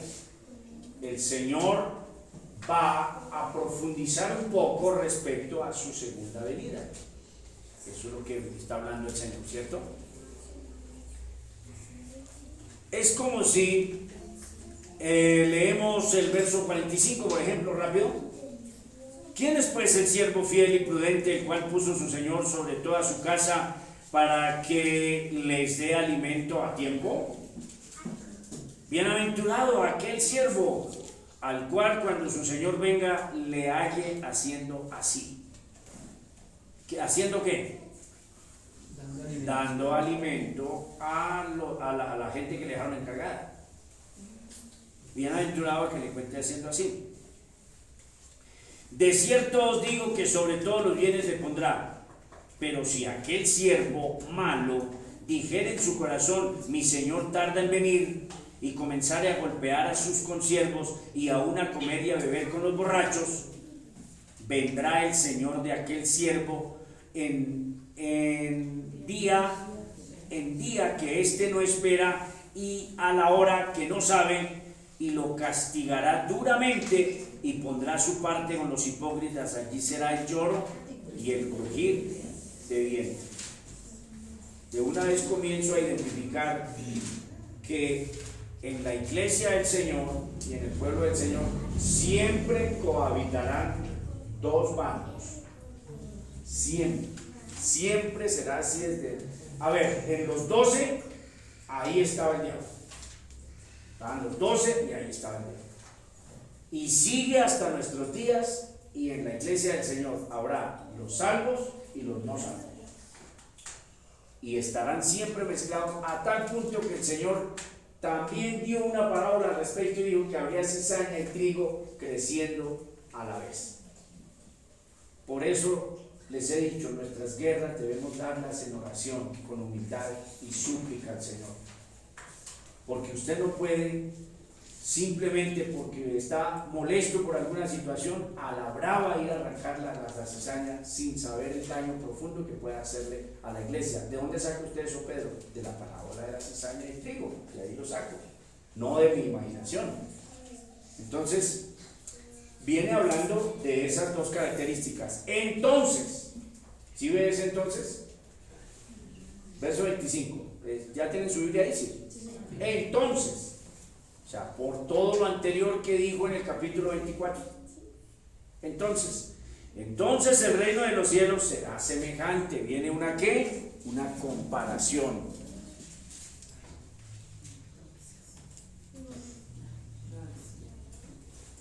Una comparación.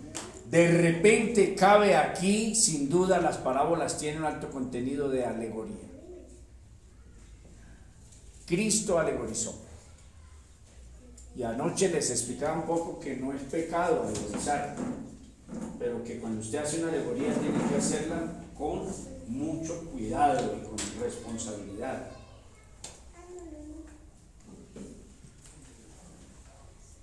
Es semejante a 10 vírgenes. ¿Vírgenes con J o con G? Vírgenes.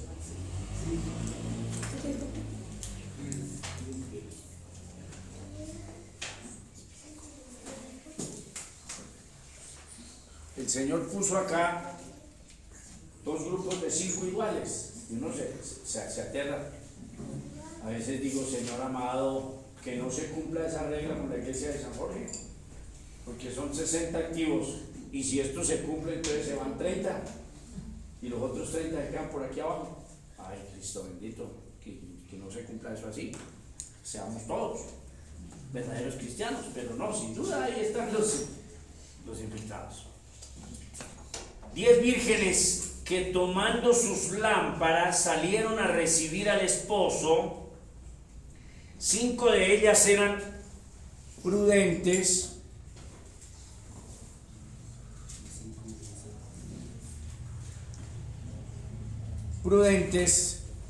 y 5 ¿qué? Insensatas. Si le quieren poner estúpido, póngale ahí, estúpidas.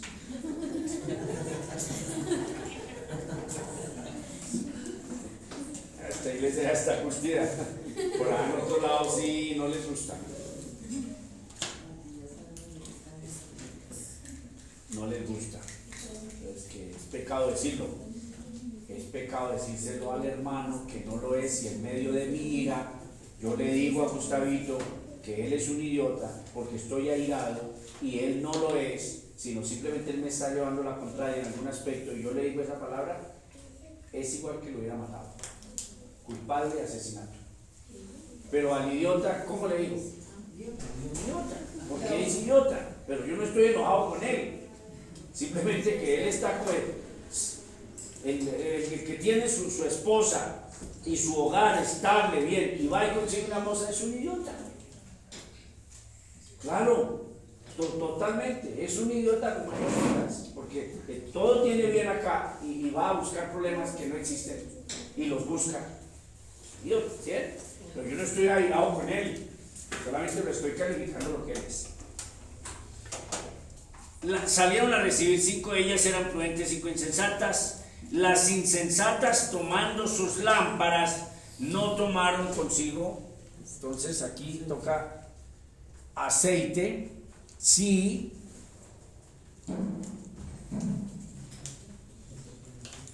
suficiente, no aceite, suficiente. Sí suficiente, no suficiente. O como lo dijo Nelson, aceite deficiente.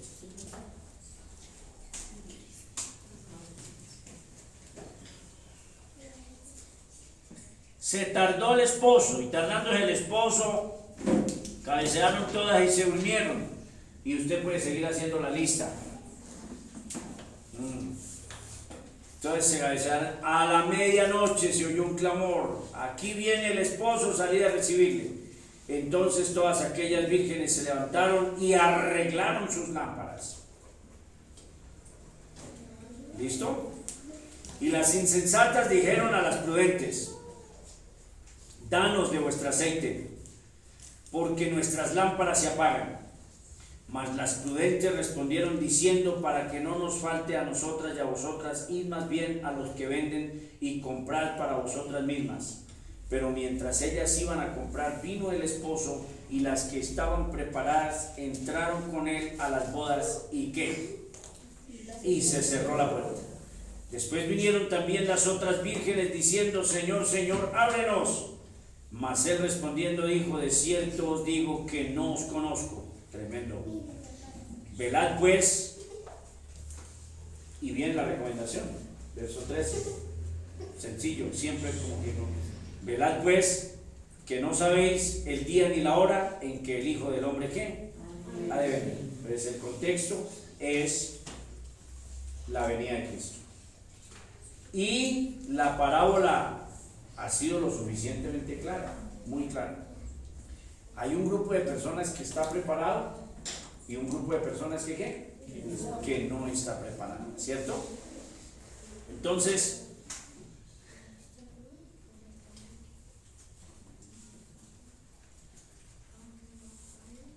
por aquí hay una nota de MacArthur, pero se me refundió. Ok.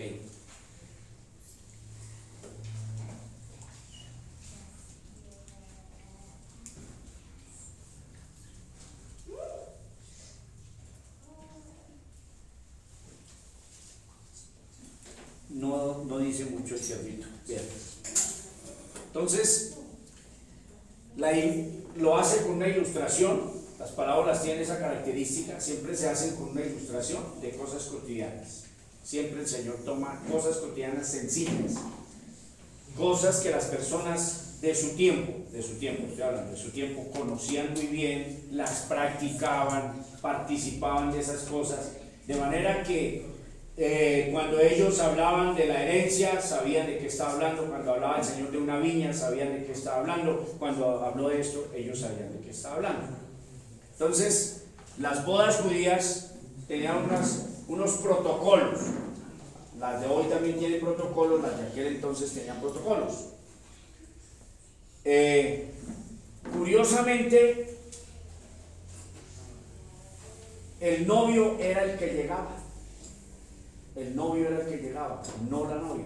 Hoy en día llega el novio adelante, se para y comienza a ser nervioso y una sonrisita y mira el reloj, terrible, que a las 5 y son las 6 y no llega nadie. En aquel entonces era lo contrario. Entonces el novio iba y llegaba a la casa de la novia. La novia preparaba 10 amigas. Esto de vírgenes tiene una traducción un poquito forzada, porque son más bien jovencitas, son muchachas. No necesariamente les hubieran revisado si estaban vírgenes o no. Por lo general, en el siglo I, las niñas que no eran casadas eran vírgenes, porque había un protocolo rígido. Entonces, pero no es esa la traducción correcta. Entonces, jovencitas. Ella preparaba, por lo general eran 10. Entonces preparaba sus 10 amigas, sus vecinas, sus primas, 10 amigas y era siempre de noche. siempre era de noche. Y llegaba el novio y llegaba con su dote, eso tocaba con platica, gracias al Señor, gloria a Dios que quitaron eso.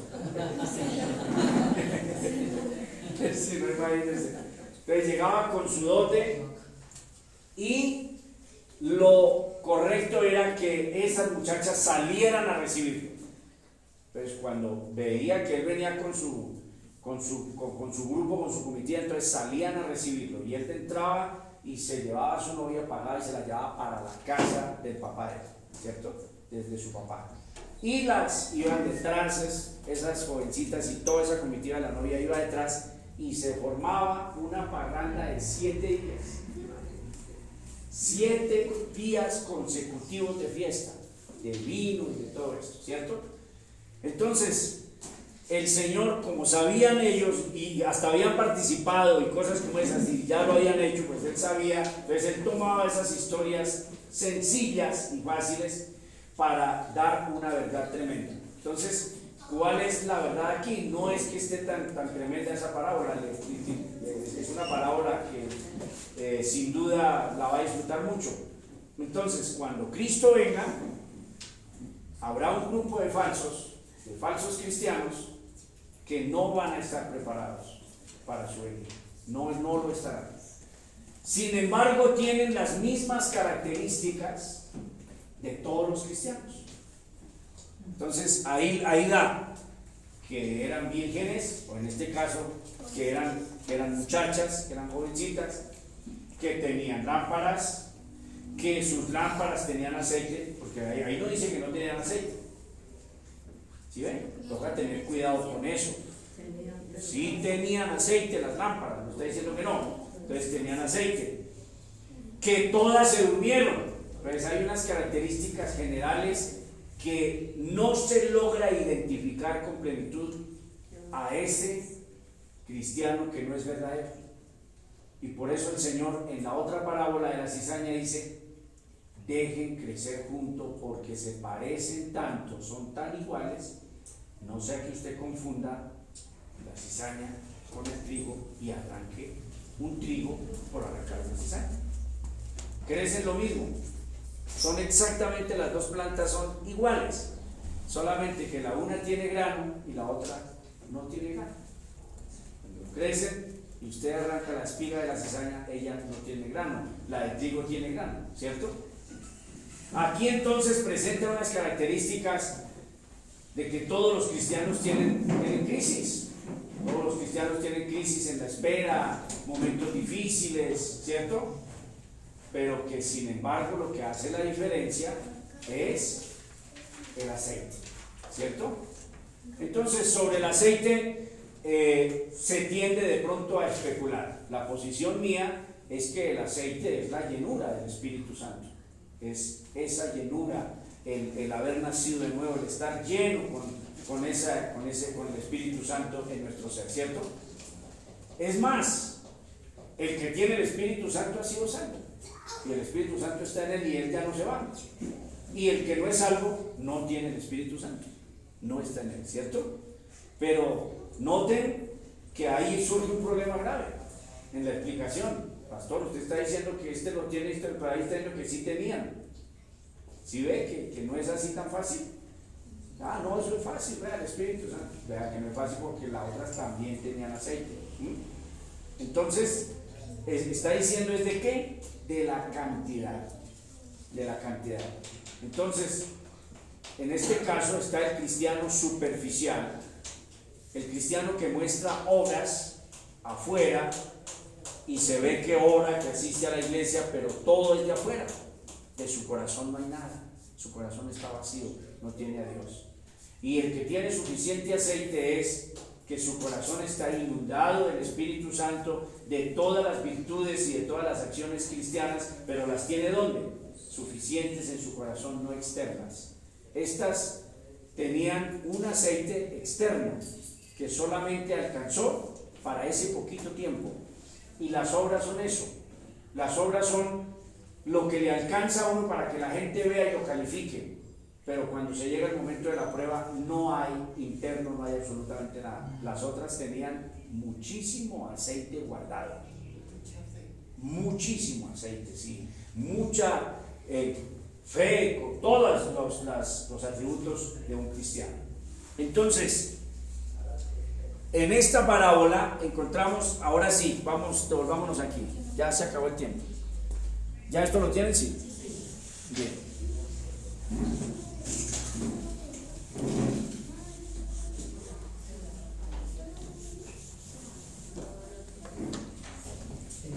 Démosle entonces la intención original.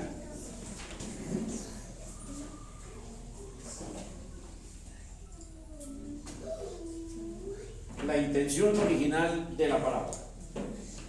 Ya ustedes me dijeron ya todo, que viene hablando. La advertencia. La advertencia. Muy bien.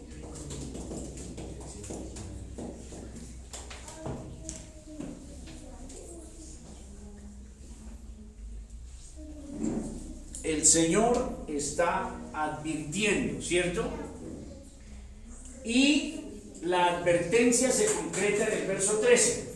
Ojo, velad, pues, porque no sabéis. Mire, la advertencia siempre terminan con advertencia. La de los talentos termina con advertencia. La gran mayoría de parábolas terminan con una advertencia. Está haciendo una advertencia. Velad pues, porque no sabéis el día ni la hora en que el Hijo del Hombre, ¿qué? Ha de venir. Desglosemos un poquito, porque ya no alcanzó el tiempo para más. Bueno, pero de pronto alcanzamos a mirar otros. Pero desglosemos un poquito. No es para tanto, no es para tanto. Llevamos este aceite y por lo general todos los novios llegan a las 9 de la noche. ¿Para qué tanta cosa? ¿Para qué tanta oración? ¿Para qué tanto fanatismo? ¿Para qué tanta vaina? Y además somos algo es por gracia, ¿cierto? Cuando una persona se comporta de esa manera, ¿cierto? ¿Para qué asistir tanto? ¿Para qué tanta cosa? No le pongamos tanto misterio. Dios mira el corazón. Cuando usted escucha a una persona así, laxa, relajada en el comportamiento de su vida cristiana, poca oración, no memoriza la palabra del Señor, la ve usted desconectada de lo que es el fuego de la búsqueda de la santidad, el fuego de la búsqueda de la hermandad, de la armonía, del cumplimiento de la palabra. Cuando usted comienza a notar a esa persona, la identifica, que su aceite, ¿qué? ¿Para qué tanto? No hay que ponerle tanto misterio. Somos algo es por gracia. Además, fuimos elegidos desde antes de la fundación del mundo. Los que son salvos ya son salvos. Cuando usted escucha a la persona hablando así, su aceite es externo. No hay preocupación. Y el Señor está diciendo, preocúpense. Ese novio no llegó a las 9. Se llegaron las 10, se llegaron las 11. Y pasando el reloj las 12 de la noche, se escuchó que había llegado. Cuando miraron, solo alcanzaba para unos pocos minutos. Pero había que llevar las lámparas todo el camino. El novio llegaba y entregaba su dote y pasaban aquí unas cosas, aquí con el papá, pasaba una situación, le entregaban a su esposa y se iban para la casa. A ver, 5 kilómetros, 3 kilómetros. A ver, ¿dónde queda la casa? Podría estar en la misma aldea, podría estar ahí a los alrededores. Vamos a ir que vamos caminando hasta San Carlos. O en el caso mío hasta el barrio La Fortaleza. Eso está retirado de aquí. ¿Cierto? No, todo lo contrario.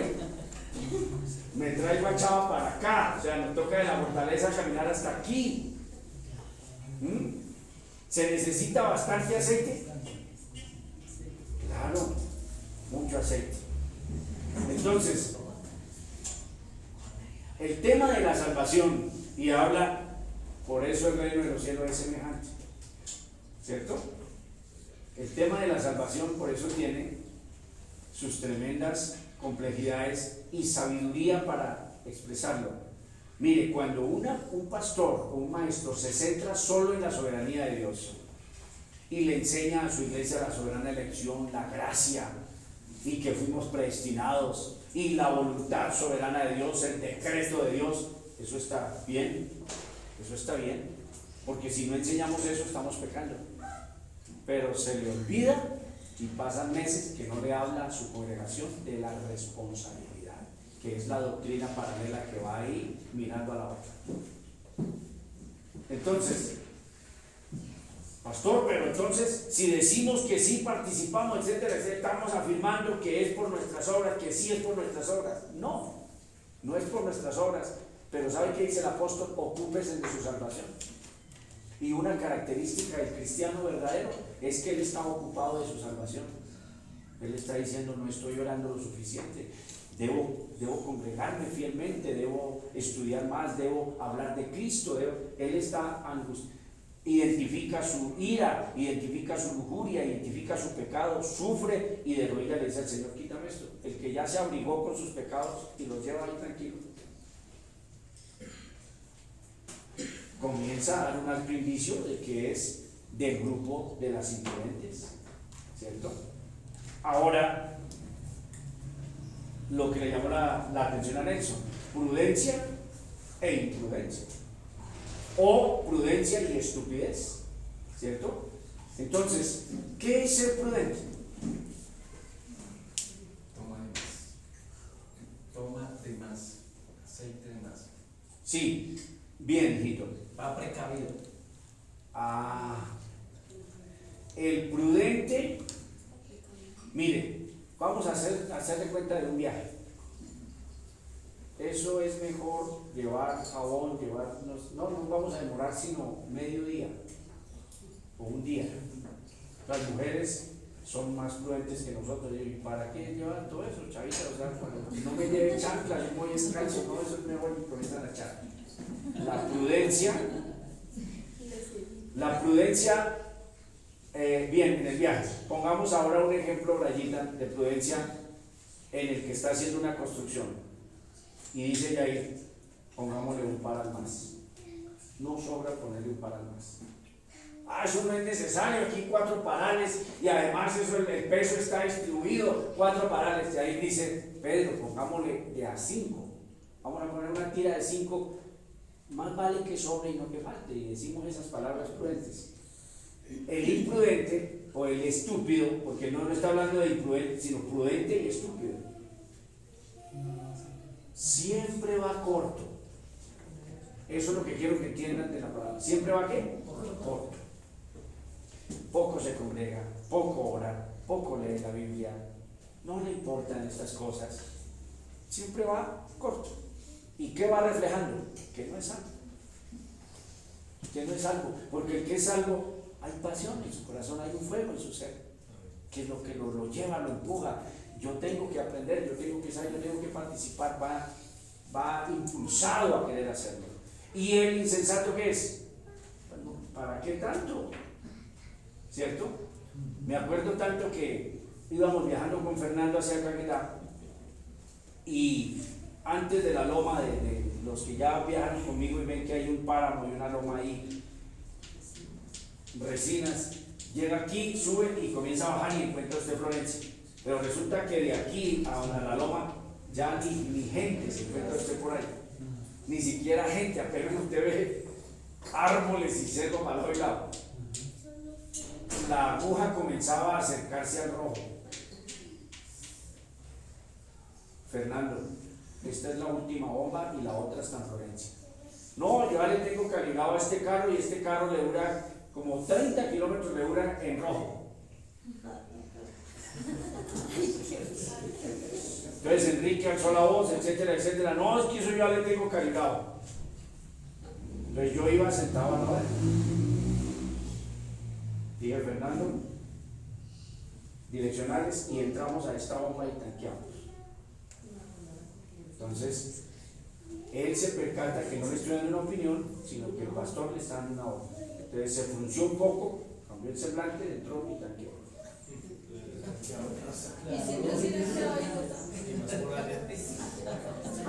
Eso es lo que se llama la estupidez.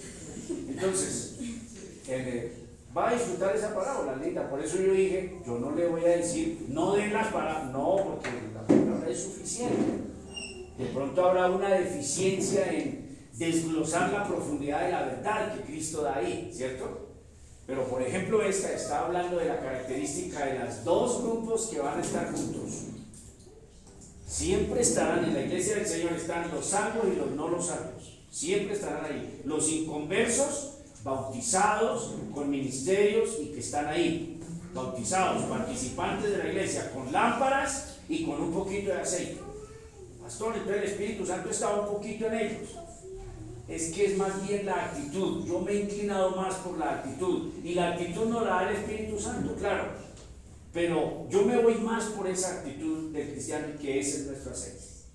Entonces, es esa actitud de oración, de asistir a la iglesia, de amar al Señor, de santificarse más. Deberíamos cambiar esto. No deberíamos estar mirando ese programa. No, esa palabra no hay que decirla más. No, así, y va ese cristiano afanado hasta que a algún punto que le dicen, pero ya usted ya como que ya le falta poquito para ser fanático. Es mejor que nos digan que somos fanáticos. Y no laxos. Salvación es por gracia. Usted no se salva por ir a culto. Y en ningún versículo dice que uno se salva por asistir, por no perderse ningún domingo. No, es que nadie se salva y nadie se va a condenar por no haber venido un domingo. Pero si usted le sacó el cuerpo y sabiendo que podía hacer eso a horas después y le está sacando el cuerpo a propósito, a su responsabilidad, refleja profundamente que usted no es salvo. Porque el salvo siente pasión y fuego por las cosas de Dios. Él ama la iglesia, él ama a sus hermanos, él ama la santidad, aborrece su pecado, se entristece, lo identifica él mismo.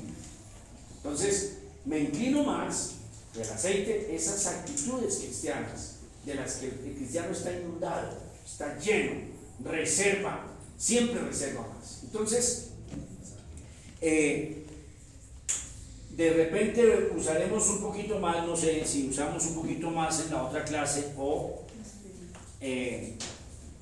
dice Chavita que sí, que busquemos otra parábola y bueno, puede ser. Entonces miramos aquí qué es lo primero que hay que buscar. La intención original. ¿Cómo la van a encontrar? ¿Cómo la van a encontrar para ustedes, hijitas que están dando a los niños? ¿Cómo encuentran? Siempre en el contexto. Siempre en el contexto. Nos quedan 5 minutos. Ayúdenme, Brian y ustedes que son los tremendos, ayúdenme con la del hijo pródigo.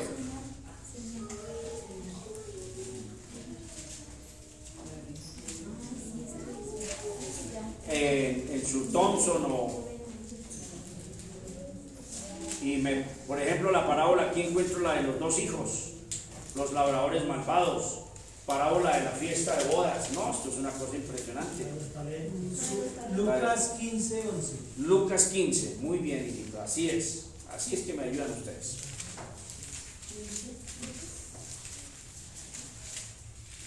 Cinco minuticos que los vamos a aprovechar todos porque perdimos al jamás ver como 3. Sí.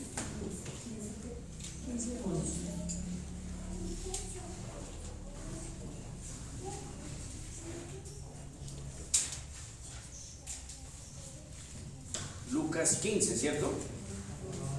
Claro que no voy a encontrar esa parábola en Lucas 17, no la voy a encontrar, ¿cierto? Sí, por más fe, por más oración y clamor y decreto, no. Bien. 15:11. Contexto. Entonces, atención al verso 1 de 15. Se acercaban a Jesús. A ver, mire, cuando ustedes se vuelvan fanáticos, apasionados, fervorosos estudiantes de la Biblia, ustedes serán maestros fenomenales. Nadie se aburrirá con ustedes así hablen 3 horas. Nadie se tiene que aburrir.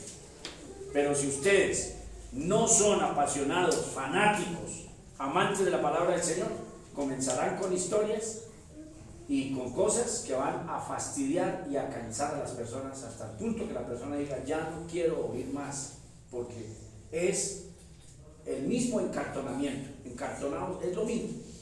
Nunca tiene palabras y nunca tiene verbo y nunca ilustra y sus manos y su rostro y la pasión que le coloca la palabra del Señor.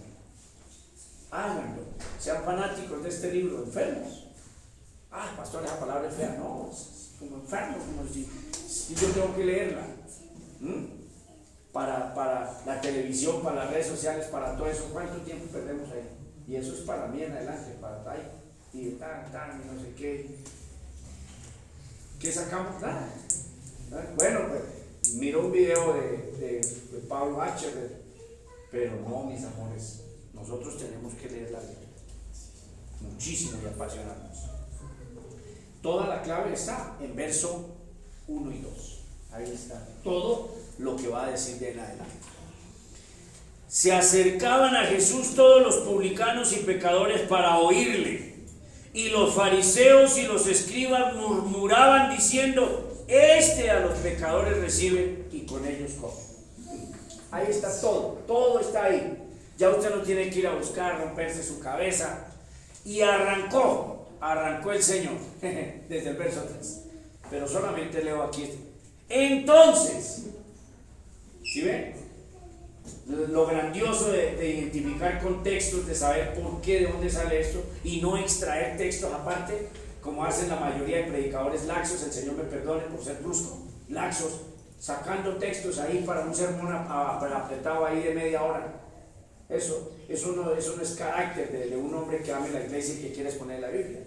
No, todo está ahí. Entonces, que como él oía, se acercaban todos los publicanos y los pecadores para oírle. Ese es el hecho real. El hecho histórico es este, que donde sabían que Jesús estaba, se acercaban publicanos y se acercaban prostitutas y pecadores, ladrones, personas a oírle, porque era apasionante su discurso, su sermón, sus enseñanzas eran tremendas, se acercaban a oírle. Entonces los fariseos iban pasando. Por eso usted no tiene que ser legalista en la iglesia, ni hárselas de santurrón, ni el mejor cristiano. Pecadores, no haga así, porque mire, lea esto y usted cambia inmediatamente su mentalidad y dice, Señor, yo no debo ser así. Si los pecadores están en la iglesia, voy a orar por ellos, que el Señor los salve algún día. Señor amado, salva a estas personas que yo veo que tremendo, sálvalas, Cristo. Y usted llora por ellas y comienza a recibir bendición y paz en su corazón. Pero usted, un fariseo, ¿ya vio el grupito que tiene ahí? Entonces, Caifás codeando a Anás, ¿ya ve el grupito que está ahí? Miren, la prostituta, esa está ahí, y el publicano, ahí está. Con esa gentuza es que él se revuelve, y se la da de rabino, y se la da de maestro, y que he venido de Dios, y mire con la gente que está enredada. Murmuraban, entonces murmuraban, a los pecadores recibe y con ellos come. Entonces, y seguramente se habían también detenido un poquito los fariseos, porque eran tan doble moralistas, y se quedaban también para ver qué más decían. Si era un tipo tan malo, ¿qué hacían por ahí poniendo cuidado? Aléjense, porque es un veneno, es un tipo perverso que está dando cosas malas, aléjense. No, se quedaban ahí. Y entonces el sermón de Jesús alcanzaba a llegar a los oídos. Entonces le refirió esta parábola diciendo, ¿qué hombre de vosotros teniendo 100 ovejas, si se le pierde una, no se devuelve y va y la busca? ¿Cierto? La moneda perdida, y ahora sí, viene la del hijo pródigo, ¿cierto? Para el próximo sábado. Y ya con esta creo que es suficiente, con la del hijo pródigo. Entonces, la intención, ya, mire, siempre busquen la intención en el contexto. Entonces, ¿cuál es la intención de la parábola del hijo pródigo? Y nos vamos, mis amores. Conectamos la ofrenda, oramos y nos vamos. Enseñarle a los escribas y a los fariseos que no era solamente ellos, sino que los pecadores venían también y recibían el perdón. Sí, y si Gustavo sigue profundizando, entonces mi hijo, bueno, está bien, está correcto. Darles a entender que todos, que el Señor en su gracia recibe pecadores y salva pecadores, ¿cierto? Pero cuando mi hijo siga profundizando, comienza a descubrir y dice, wow, estos quedan afuera y los pecadores quedan adentro. Y se sorprende usted más cuando sigue desglosando, porque es el padre y los dos hijos, siempre, la parábola del hijo pródigo. Bueno, amén, al que le puso el nombre porque él vio que no, que es un padre con dos chinos, dos, el mayor y el menor. Y el menor, el sinvergüenza, que se fue a tirarse la plata. Y el mayor, que por dárselas de juicioso, era tan superficial que resultó quedando ¿qué? Afuera. Pastor, la parábola no dice eso. Sí, señor. Dice que le rogaban que entrara y no quiso entrar. De así se vive. El padre, su papito está feliz y sí, claro, dándole plata de sinvergüenza que se trajo la herencia y que se la gastó con rameras y a mí no me ha dado ni un cabro. Pero venga, y su hermano pues hombre, era un drogadicto, era un borracho y el chino resolvió regenerarse y está, no, se quedó afuera. Ahí dice la Biblia que se quedó afuera. Entonces, estas son enseñanzas tanto para nosotros como la iglesia, pero aquí le está hablando a los fariseos. Y usted comienza a encontrar la profundidad de la enseñanza y entonces ya encuentra que el hijo mayor son los judíos, los fariseos y los judíos, y que el hijo menor son los gentiles, pecadores, y que el Señor los trae. Y entonces usted se acuerda y dice, de razón que les dijo que las rameras y los publicanos iban adelante de ustedes. De razón que les dijo que se paraban la puerta y no entraban, y también no querían dejar entrar a los que quieren entrar. Y entonces usted comienza a tener un temor y comienza a preocuparse por su propia vida.